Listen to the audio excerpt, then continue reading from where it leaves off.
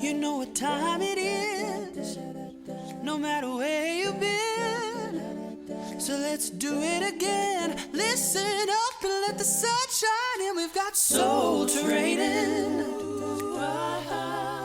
Time to practice what you preach. Ooh, yeah. Yes, we do. We've got soul training. Hey, Daniel, have you ever handled snakes? Not in a religious sense, but I have held snakes before. Okay. What's your favorite kind of snake? My favorite kind of snake, to handle or to look at? Probably just a handle. Okay, to handle, I don't know, something like a corn snake or something, garden snake that's harmless. Yeah, I'd say my favorite kind of snake to handle is a dead one. A dead one? Yeah, that's my favorite kind of snake to handle. Actually, with snakes, I could probably tolerate snakes better than I do mice. I live out in the country, and occasionally you'll be mowing the yard, and you'll see that I'll chase it with a lawnmower or something. But I'm just not real big on snakes and our rodents and stuff like that. But the reason why I bring that up is so many of us are so afraid of snakes, but some snakes are our friends. That's true. Some are, they have a purpose. I mean, everything has a purpose, but snakes are there to help us deal with some things that we don't like mice. But yet there's so much ambiguity and gray area about snakes. And I kind of think about how people don't talk about those type topics, and people don't talk about things that because they just don't want to learn, or they just want to avoid it because they're uncomfortable. And it kind of goes along with our topic today of fasting. And because nobody has really ever talks a lot about fasting, in my circles or, in the workplace. And we have never really had a lot of Bible classes maybe on fasting or sermons so I'm looking forward to, I always characterize Joe as the superstar, and I always characterize you as the super smart one. So I'm counting on you to kind of lead us through this whole idea of spiritual disciplines, which is known as fasting. Just as a big question, a big idea, how would you characterize fasting to some person like me who's not that familiar with fasting? Okay, if we're talking about Christian fasting specifically, I would say Christian fasting is a believer's voluntary abstinence from food for spiritual purposes. Now, there's, a lot of other types of fasting that, somebody may abstain from food because they're going on a diet or something like that. Intermittent fasting is kind of a popular diet plan. But if it's not, associated with spiritual purposes, that's not Christian fasting. As I listen to you talk, I was thinking spiritual growth is obviously the focus for all of us and for Christians. But aren't there lots of other things that get in the way of that spiritual growth? We talk a lot about idols, but as I kind of think about, I'm teaching a Sunday morning class on the book of James, and we're talking about temptation. And I showed a video for about 6 years ago of kids talking about they spend 3 to 4 hours on their devices. That could be emails, text. I mean, you had 8-year-olds talking about texting and emailing. That video was 6 years old. Well, guess what? Now you have kids who are probably in the 3rd or 4th grade that are spending a minimum of 8 or 9 hours at a screen. So, but that also bleeds into adults. If you think about adults, so could we say we could fast from technology or social media because it does interfere with our spiritual growth? There's a lot of things you could abstain from for spiritual purposes. Television, media, hobbies, activity, talking. People can take vows of silence for a time, sleep, sex. There are all kinds of things people might abstain from for a while. What about work? You think? I mean, I know most of the time I try to be a little bit lighthearted, but I'm thinking about, I know, and I've been guilty. You're looking for a religious exemption, aren't you? Yeah, from work. But when you work, 60, 70, 80 hours a week, then that just kind of becomes the norm. And the next thing you know, it takes you away from Jesus. Yeah, I mean, you've got the concept of a Sabbath day or concept of a day of rest, that's a different topic. But there's definitely value in taking that break from the normal routine, from those things that keep us busy, so busy that we can't be still and focus on God. That's the key phrase you touched on is be still and focus on God. I mean, obviously there's value in work, and we need to work, and we have to work, and we should work. But I guess what I was saying is sometimes if we're not careful, then we allow work to fill us up when really we end up empty. Yeah, you're right about that.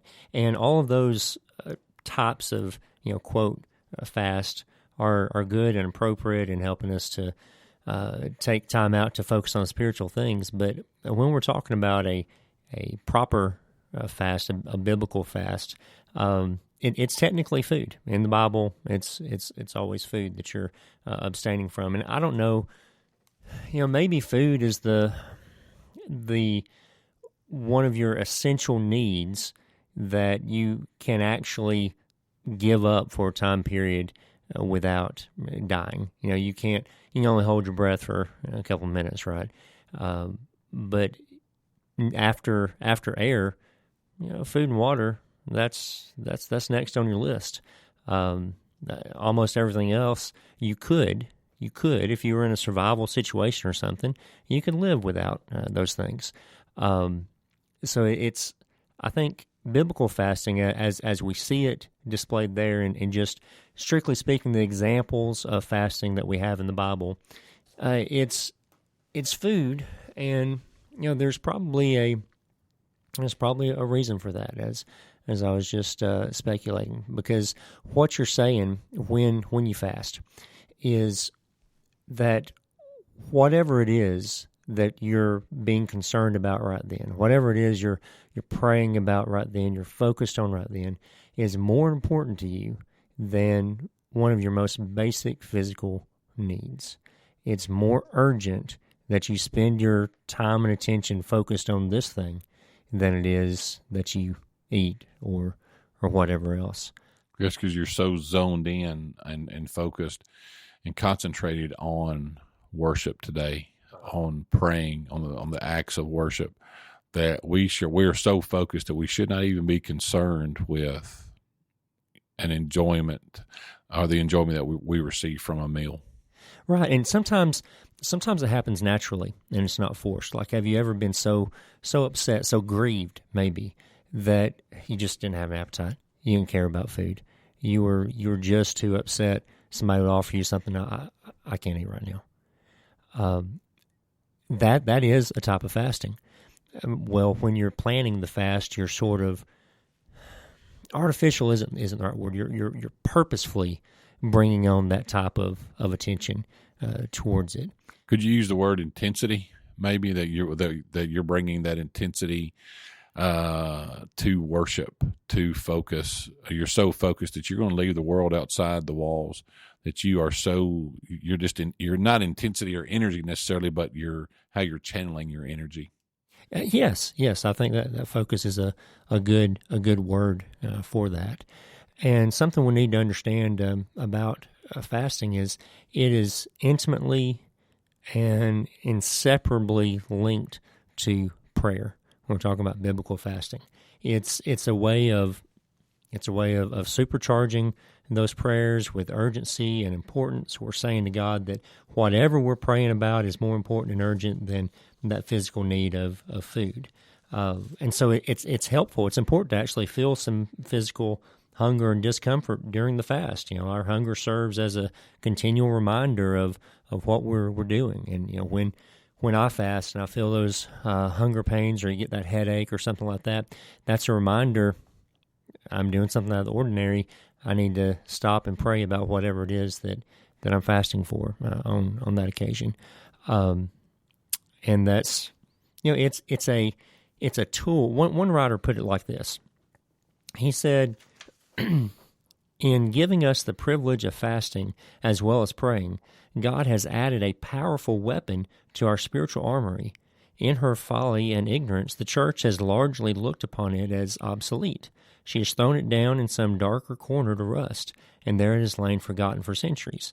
an hour of impending crisis for the church and the world demands its recovery. I think what he's saying there is fasting is a tool for us. It's a good tool, a strong tool, and we neglect it to our own detriment. And when we, and I talked, just in us, and I guess in our pre-talk is I talked about self-denial with fasting, and it's really more than that. It's not self-denial, but it's laser focus. And the fact that, I even think about a biblical example of Acts chapter 9, verse 9, that you had shared some examples with us about an absolute fast. But Paul did that. He fasted between his Damascus Road experience and his baptism, because Acts chapter 9, verse 9 says, and he was 3 days without sight, neither ate nor drank. And so we could say that Paul was dealing with things much greater than trying to fill up his desire to not be hungry or to not be thirsty, because he was so focused on what he was dealing with. And I think we should take a step back and think about the question of whether or not a New Testament Christian should fast. Is that a part of the church today? Growing up in the church, and let me preface this by saying, I'm just working off of my memory, and that's going to be inaccurate sometimes. From a preacher standpoint, I've been in situations where I've heard people say, I hadn't heard a sermon on that topic in forever, and so many years. I've never heard a preacher present this, and I know that I presented just that very thing, 2 months ago. And so just because I say, growing up, I don't remember it being said, it doesn't mean it never was said, but just it didn't make that impression in my memory. But anytime the topic of fasting came up, the way I recall it is it was presented as something that wasn't wrong to do. You could fast if you wanted to, but it certainly wasn't something that was expected or required, or wasn't a commandment. It wasn't a commandment. It wasn't like baptism where we hear you must do this. Yes, and right. And I don't want to keep hammering digital challenges or anything, but occasionally, and some people make fun of me when I talk about Facebook, because they go, that's where all the old people are. They're on Facebook. And but yet I will see some people on Facebook who will say, they won't come out and say I'm fasting, but they're going to say, Facebook and social media is taking up too much of my day and my life and my week, so I'm going to take a break for 6 months. Refocus. So I just wonder if that would fall under the umbrella of... Well, I think you're getting the terms confused, though, because fasting is specifically talking about prayer. About food. And I'm thinking about more self-denial. Yeah, absence of food is fasting, right? Right. Yeah, I guess I'm thinking about people who kind of, substitute, that they think that they are subtracting something, so they're fasting, but they're really not if it doesn't pertain to food and prayer. Well, it is something of value, and by kind of pushing back on the idea of including that in the proper fast category, I'm not saying that it's not a good thing, it's not a valuable thing. It is. It's just not a biblical fast. It's just not a biblical fast, right? It's a form of fast, but not biblical fast. Exactly, and I think sometimes actually people may want to kind of weaken the idea of a fast by including more of that kind of thing in it. And somebody says, I fasted from Dr. Pepper for a month or something. Well, that has some value to you, or whatever.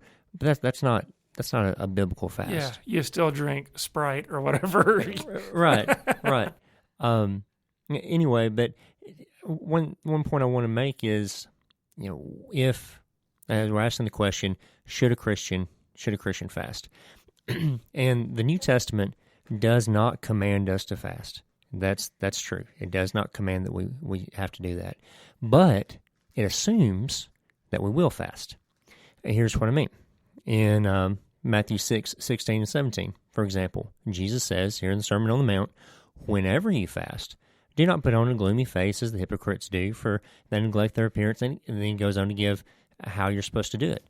Verse 17, but when you fast. So, whenever you fast, when you fast, this is how you're supposed to do it. This scripture doesn't indicate we no longer need to fast. Jesus fasted. Jesus' followers fasted. The apostles fasted. We can expect that it's appropriate today as well, and even desirable. Matthew 9:14 and 15 says, Then the disciples of John came to him asking, Why do we and the Pharisees fast, but your disciples do not fast? And Jesus said to him, The attendants of the bridegroom cannot mourn as long as the bridegroom is with them, can they? But the day will come when the bridegroom is taken away from them, and then they will fast. Indicating that the time when Jesus has left them, then that's a time for fasting. And then you see the church does it routinely in the book of Acts. Paul did it on a regular basis. So it's something that we certainly have. There's kind of the assumption out there that we would do it, and there's plenty of positive examples of it. So I can't say it's a binding command, you must fast, but I can say with confidence that it's a desirable thing. It's a good tool for a Christian, and I recommend doing it in making use of it. But let me give the caveat that I understand some people cannot participate in a traditional fast for medical reasons. Maybe they're dealing with blood sugar issues or whatever, diabetes. But there are modified fasts. I used to have a coworker who had diabetes, and he had a way of modifying the fast, so he still had some hunger and self-denial and that kind of thing, focus, time of prayer, but was able to do so safely with his diabetes. So, I mean, be smart, think it out, consult a doctor. What about privately versus publicly fasting? Because I was thinking about in our notes, you think about Matthew 6, about fasting in a way that's not to be noticed. That if I'm fasting, I don't need to text you and Joe in our group chat, and just say that. Right. You're not showing it off. You're not wearing right. A T-shirt that says I'm fasting or what. You're not drawing extra attention to it, which is something that has been tricky for me sometimes in the past. People want you to go out to eat, and you're fasting, and you don't want to bring attention to the fact that you're fasting, so you try to find some excuse not to join them without. But then sometimes you just have to explain what's going on. But you're not showing it off. That's just a private conversation. That's right. Good. That's right. You're talking about, it's not a hunger strike where the object of that is, look at me, I am hungry, I'm doing this for a reason. Yeah. Fasting's the opposite of that. It's a personal thing, something you're focusing on prayer, focusing on your God, your Savior. And that's a great way of putting that. That is. Yes, so private fast. Does that mean every fast has to be private? No, because we also have examples of congregational fast. That happens in Joel chapter 2, verse 15 and 16. It also happens with the church in Antioch in Acts chapter 13 or 2. Maybe there's a national crisis, a church crisis, I was just curious because I found that to be interesting to me because I know in other episodes we talked about, or I've shared that, I would love to, earlier I would love to have been a history teacher, so I love history. And what are some times in our nation's history that we've been called upon to fast as a nation? Well, there have been at least 7 different occasions when Congress and presidents have called upon Americans to fast for their country. And one example, it's not America, but comes up to me here recently in Tanzania when the COVID outbreak happened. One of the ways that the president there decided to deal with COVID was he called on their country to have 3 days of prayer and fasting. So that's something that seeing a politician today invoke that is an interesting thing. Here a few years ago, a friend of mine was facing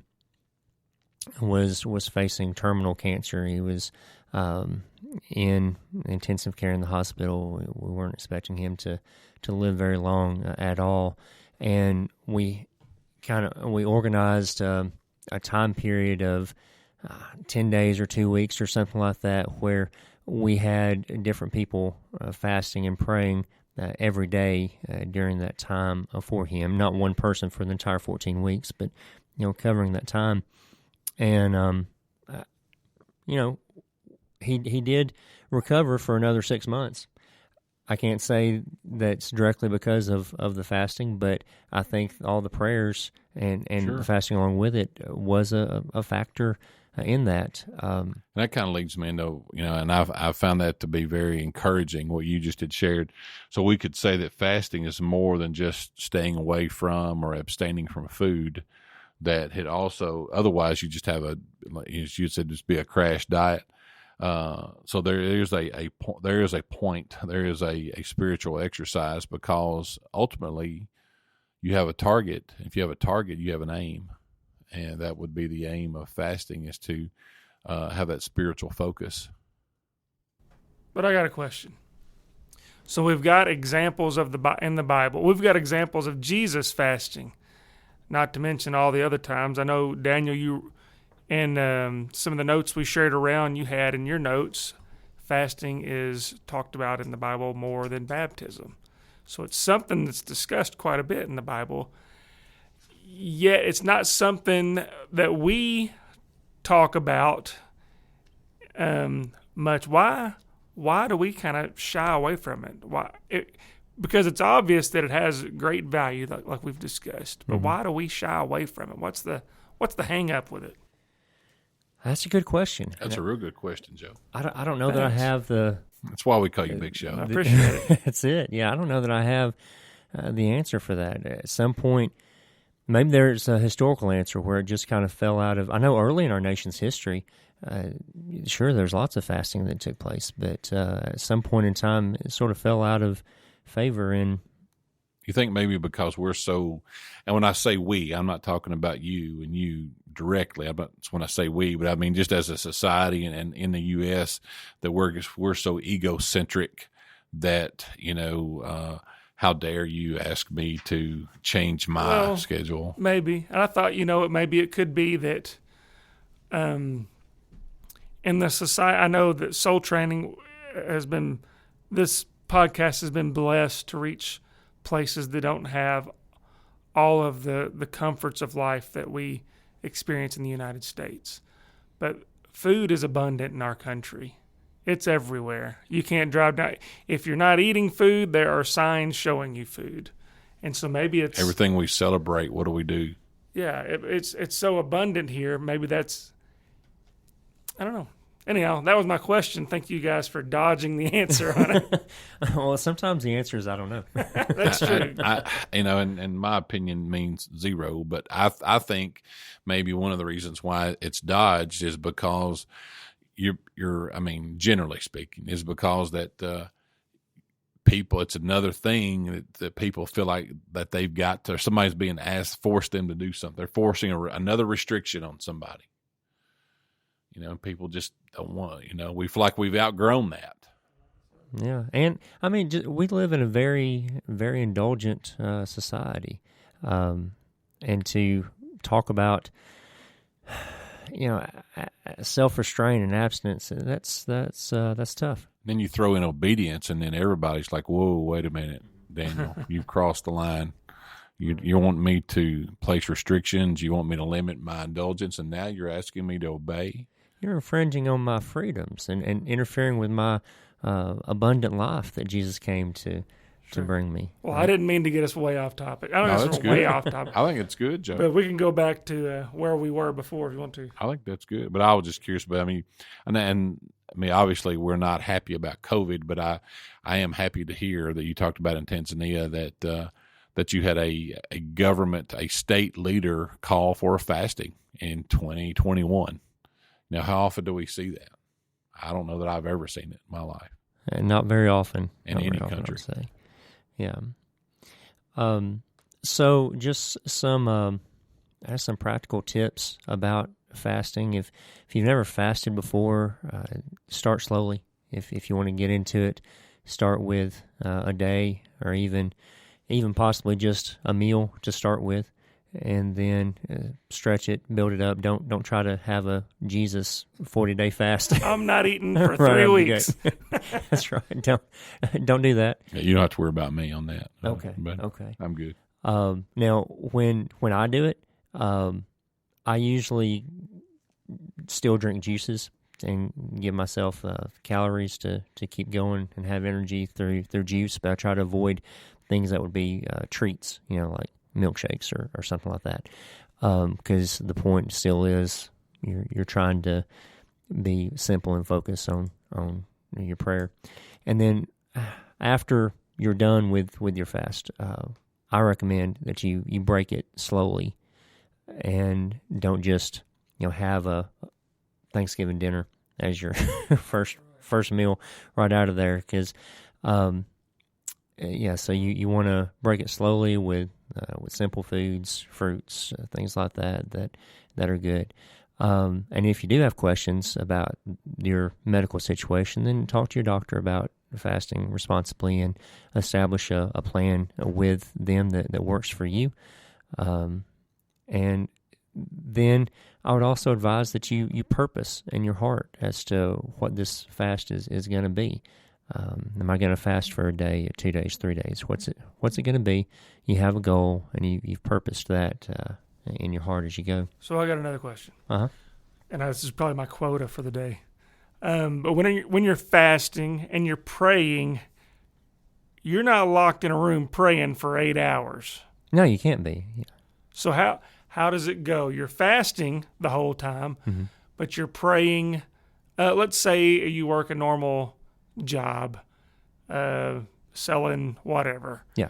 And while you're working, you're not eating and things. And whenever you have downtime, is that when you're going into prayer and focusing on that specific issue like you mentioned? Yeah. So whenever you feel those hunger pains, you get the headache, whatever, that reminds you to take time and pray.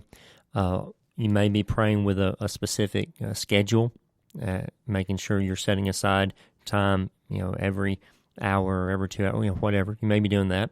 One thing you could do is just replace your meal time with prayer time. And you get an hour break for lunch or a 30-minute break for lunch. All right, now that 30 minutes or hour is for prayer. It's not for lunch that day. Yes, you get a coffee break or whatever. You're replacing that with additional prayer time. That's one way to use that. And I would offer, as we get close to the end of our time here, a couple of cautions, thoughts before we close. One is fasting does not stand alone. It has to be done with humility. Remember that the prayer of the Pharisee who bragged about his fasting, how many times he fasted.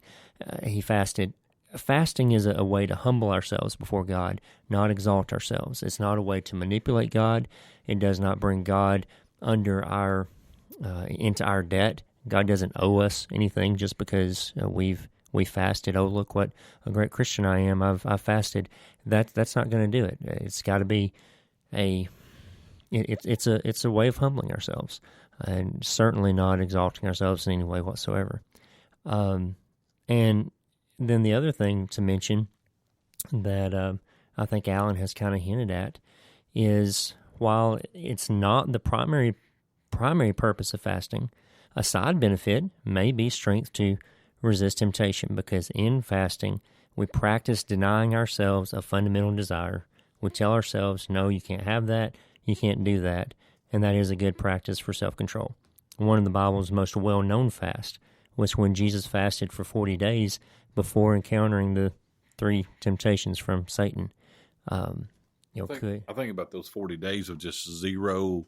Most people looked at it as just 40 days of just, being deprived, but really it's just the opposite. It's 40 days of being honed in on preparation for temptation. Right. So he's spending that time with an enhanced spiritual focus. So I think that's kind of a summary of fasting there. Anything else we need to cover before? No, I think we're good. Okay. We're not going to do a soul training fasting challenge or anything. No, not doing that. But dear listener, I hope that we've given you something to think about, and maybe you'll add fasting to your prayer life occasionally. You can do that on a scheduled basis at maybe a certain time of year when you've got some big moment in your life. You're going to college, you're starting a new job, you're doing something like that. The first time I ever fasted, I was 26 years old, and it was the day of a presidential election, and I was real concerned about the presidential election. So I fasted that day for the election, and that one turned out the way I wanted it to. I've made it a practice of fasting for presidential elections ever since then, and they haven't all turned out the way I wanted them to. So, there's no guarantees there. But you still benefited nonetheless. I still benefited nonetheless. And that's what it's all That's right. about, is that the growth and focus and upward mobility when it comes to spiritual enhancement. Sure. That's right. Well, thank you, Big Al. Thank you, Big Show Joe. Thank you to the elders at the South Green Street Church of Christ. And thank you, dear listener, for letting us be a part of your day. If you try this out, we'd love to hear about it. Send us an email. Tell us how it went. Or if you have some other questions or feedback, we'd like to hear that as well. Until next time, keep soul training. Soul training. Time to practice what you preach. Ooh, yeah. Yes, we do. We've got soul training. To learn more, you can email us at soultrainingpodcast@gmail.com, or you can write to us, P.O. Box 503, Glasgow, Kentucky, 42142. That's Soul Training.